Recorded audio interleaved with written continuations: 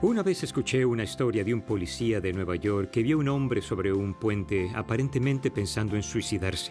El oficial se acercó a él y dijo: hagamos un trato. Deme 10 minutos para decirle por qué creo que vale la pena vivir. Y después usted tendrá 10 minutos y me dirá por qué cree que no vale la pena. Si no puedo convencerlo, dejaré que salte. 20 minutos después, tomados de mano, saltaron los dos al agua. Es una historia terriblemente triste. ¿Qué fue lo que el hombre suicida dijo que convenció al policía de que ya no valía la pena vivir? Consideren la pregunta clave para hoy: ¿cómo manejo las dificultades y las luchas de la vida? He trabajado en este proyecto algunos años. En las primeras etapas tuve varias reuniones con un maravilloso teólogo llamado Dr. J.I. Packer. Él dedicó un día a enseñarme los conceptos de los que hemos hablado estas últimas 25 sesiones. Al componer la lista original de creencias, prácticas y virtudes, no incluí yo la esperanza como una de las virtudes. Con su espíritu humanamente misericordioso, dijo Randy, debes hacer espacio para la esperanza. Le pedí que definiera la esperanza bíblica. Con su acento británico refinado, de inmediato respondió: puedo soportar con esperanza. Añadí la esperanza ese día a la lista de virtudes que nos ayudan a ser como Jesús. ¿Y no te alegra? El Dr. Packer también ayudó a formar esta idea clave: puedo lidiar con las dificultades de la vida debido a la esperanza que tengo en Jesucristo. Sé que es difícil entender, lo volveré a decir. Deja que cada palabra cale profundamente. Puedo lidiar con las dificultades de la vida debido a la esperanza que tengo en Jesucristo. Cuando le pedí al Dr. Packer que me dijera cómo crece la esperanza, señaló: hay dos causas que afectan la esperanza. La primera causa, creer en la promesa. La Biblia contiene promesas explícitas para el creyente acerca del futuro. Regresa y repasa el capítulo 10 sobre la creencia en la eternidad. Al seguidor de Jesús se le promete que, sin importar lo mala que parezca nuestra historia, no es así como termina la vida. Pablo escribe en 2 de Corintios capítulo 4 versículos 16 y 17. Por tanto, no nos desanimamos. Al contrario, aunque por fuera nos vamos desgastando, por dentro nos vamos renovando día tras día. Pues los sufrimientos ligeros y efímeros que ahora padecemos producen una gloria eterna que vale muchísimo más que todo sufrimiento. Así que no nos fijamos en lo visible, sino en lo invisible, ya que lo que se ve es pasajero, mientras que lo que no se ve es eterno. Lo que el Dr. Packer dijo es profundo. Si no solo creemos en nuestra mente, sino también con el corazón lo que Dios nos ha garantizado en el futuro, eso nos capacitará para soportar hoy. Fijen los ojos de su corazón en el futuro, amigos. La segunda causa, creer en el que hace la promesa. Hay muchos ejemplos del padre ocupado que sabe que necesita pasar tiempo con su hijo, pero no puede hacerlo y le hace una promesa al niño. Te prometo que esta semana iremos al zoológico. El niño se aferra a la promesa y literalmente cuenta las horas que faltan para esa cita. Si el padre sigue ocupado o se olvida de esa promesa y la semana pasa sin nada, algo se pierde en esa relación. Si eso sucede una y otra vez, el niño ama lo prometido, pero no confía en el que hizo la promesa. Cualquiera puede hacer una promesa para el futuro para darnos esperanza hoy, aparte de nuestras circunstancias, pero esta solo producirá esperanza en nosotros si podemos confiar en quien hace esa promesa. El que nos promete este increíble futuro es Jesús. Permite que te haga una pregunta muy sencilla. ¿Confías en Él?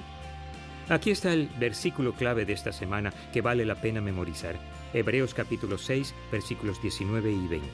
Tenemos como firme y segura ancla del alma una esperanza que penetra hasta detrás de la cortina del santuario, hasta donde Jesús, el precursor, entró por nosotros, llegando a ser sumo sacerdote para siempre, según el orden de Melquisedec. En el Antiguo Testamento, la presencia de Dios estaba con el pueblo, pero limitada a la sala trasera del templo. Solo se le permitía al sumo sacerdote entrar en la sala llamada el Lugar Santísimo y una vez al año para ofrecer un sacrificio por los pecados del pueblo.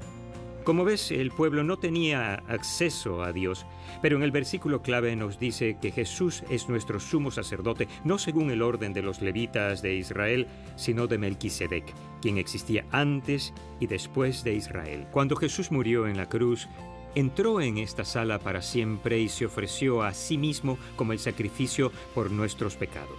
Al hacerlo, nos proporcionó a cada uno acceso directo a Dios. Él hizo esta promesa, ha cumplido su promesa siempre y continuará haciéndolo en el futuro. Jesús es digno de confianza. Si Él cumplió su promesa de darnos la forma de anclar nuestras vidas en una relación personal con Dios, también cumplirá su promesa de llevarnos a su reino eterno, donde el pecado y la muerte ya no tendrán acceso a nosotros. Para poseer una esperanza que soporta, necesitas creer en la promesa y en aquel que hace la promesa.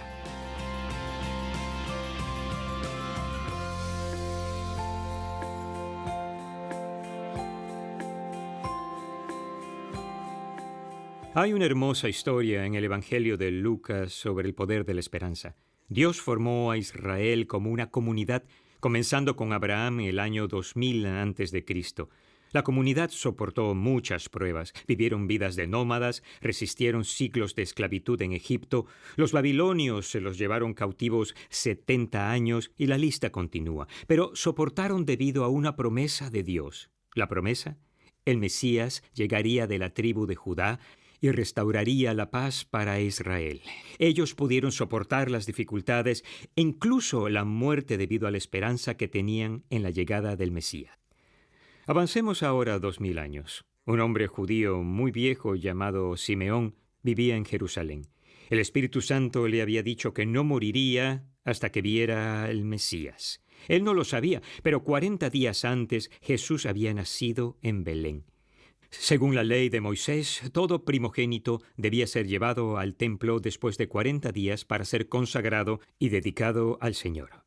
María y José recorrieron 8 kilómetros desde Belén hasta Jerusalén para dedicar a su primogénito, Jesús, en el templo.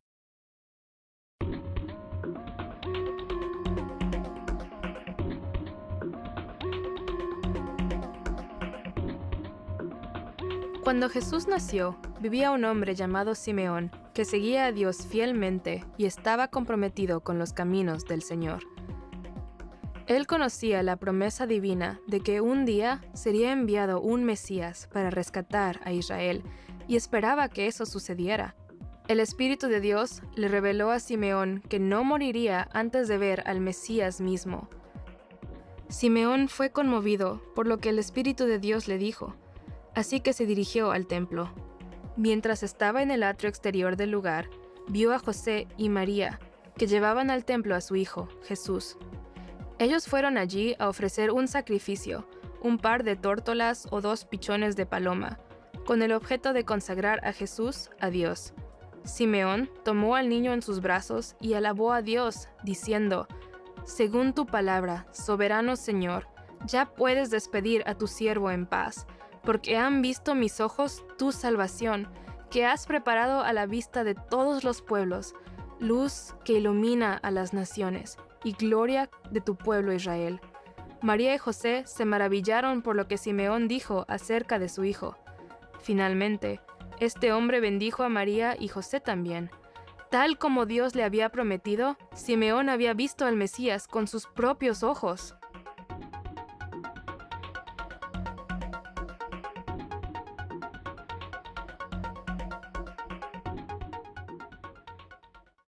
Déjame leerte la historia en Lucas capítulo 2, comenzando en el versículo 27. Movido por el Espíritu, fue al templo. Cuando al niño Jesús lo llevaron sus padres para cumplir con la costumbre establecida por la ley, Simeón lo tomó en sus brazos y bendijo a Dios.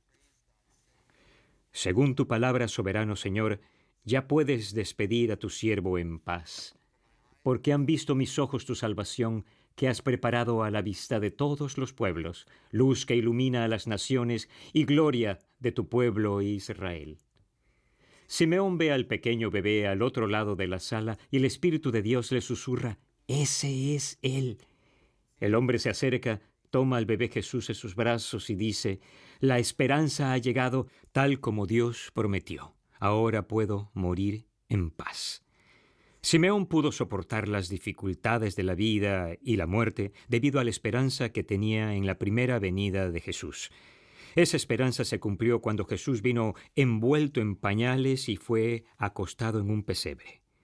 Hoy en día podemos lidiar con las dificultades de la vida y con la muerte por la esperanza que tenemos en la segunda venida de Jesús a la tierra, donde le dará entrada a su reino eterno. Al igual que Dios cumplió su promesa de enviar a un Mesías para redimir al mundo, Jesús cumplirá esta segunda promesa de regresar un día para todos los que aceptaron el regalo gratuito de la salvación. Y como Jesús siempre cumple su promesa, podemos anclar nuestra vida en Él.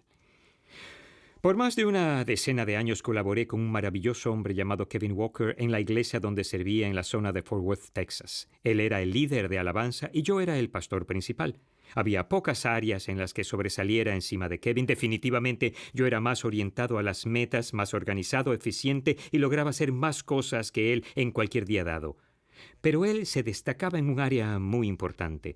Pasaba una gran cantidad de tiempo alimentando su relación con Jesús y memorizó muchos de los salmos y escribió cantos sobre ellos. Cuando él cantaba el popular canto I Can Only Imagine, este provenía de un pozo del que pocos bebemos. Él podía verse a sí mismo en la presencia de Jesús, danzando, lleno de admiración y en una paz completa. En el año 2005 me fui de Fort Worth y me dirigí a Chicago.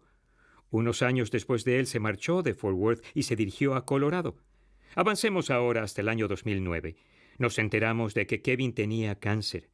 Al inicio pensamos que iba a sobreponerse, pero pronto descubrimos que el cáncer se lo llevaría de la tierra antes de los 50 años. Kevin me llamó y me preguntó si haría el viaje para verlo. El propósito del viaje tenía poco que ver con él. Más bien quería que la iglesia donde servía entendiera la importancia de amar a nuestros vecinos. Sabía que él no tendría tiempo para ayudar a su iglesia a entender eso, así que me pasó la tarea, así que me dijo: «Aún no estoy muerto. Dios tiene cosas para que yo haga mientras sigo vivo». En el tiempo en la ciudad, Kevin me prestó su auto. Cuando fui a poner mi equipaje en el maletero, vi que estaba lleno de basura. Creo haber visto boletines que se remontaban a nuestra época en Fort Worth. Nada había cambiado. Sus prioridades eran distintas a las mías. Una vez que el viaje llegó a su fin y estaba a punto de irme, llegó el momento de despedirnos. Ambos lloramos porque sabíamos que esa sería la última vez que nos veríamos en este lado del cielo. Cuando me fui, entendí que Kevin no tenía ningún temor ante la muerte.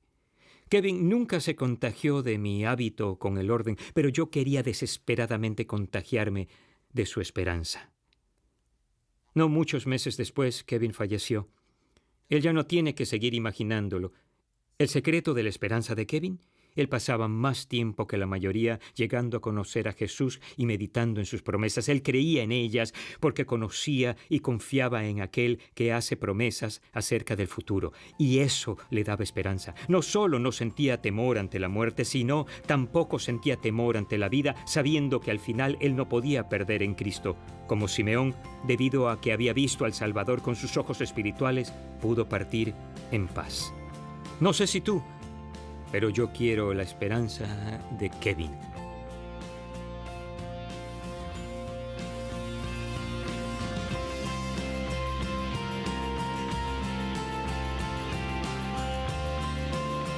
Si quieres ver un aumento en la virtud de la esperanza, permíteme ofrecerte el mismo consejo bíblicamente arraigado que el Dr. Packer me ofreció hace años y que Kevin Walker vivió delante de mí. Si quieres aumentar tu esperanza, primero, llega a conocer mejor a Jesús. Y segundo, llega a conocer las promesas de Jesús y a confiar en ellas. La próxima vez que estés en el puente de la desesperación, antes de saltar, dale a Jesús 10 minutos para que te diga por qué vale la pena vivir. Si lo haces y crees en Él y lo que te dice con todo tu corazón, no saltarás, sino te alejarás de ese puente con un brío nuevo en cada paso. ¿Por qué? Porque puedes soportar con esperanza.